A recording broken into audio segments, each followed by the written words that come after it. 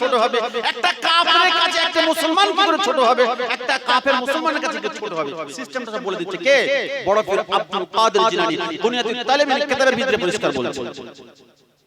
বড় পীর আব্দুল কাদের জিলানী রাহমাতুল্লাহ আলাইহি বলছে বড়রা ছোটর কাছ থেকে কি করে ছোট হবে?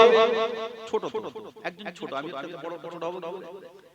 বড় পীর আব্দুল কাদের জিলানী রাহমাতুল্লাহ আলাইহি বলছে বড়রা ছোটদের কাছ থেকে এইভাবে ছোট হবে। ও মনে মনে মনে মনে মনে মনে ভাববে, ও গো মাবুদ, ওর বয়স কম, ওর গুনাহ কম, আমার বয়স অনেক বেশি, আমার গুনাহ অনেক বেশি। এইটুকু যখন মনে মনে মাথায় যখন আনবে তখন অটোমেটিক তুমি তো ছোট হয়ে যাবে। কেন? ওর থেকে আমার গুনার বোঝা ভারী, গুনার অঙ্কটাও বেশি।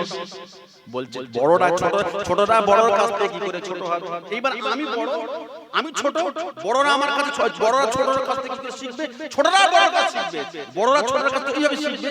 এইবারে বড় ছোটর কাছ থেকে, ছোট বড়র কাছ থেকে শিখবে। সঙ্গে সঙ্গে এইটুকু যদি মনে করে ও তো আমার থেকে বড়,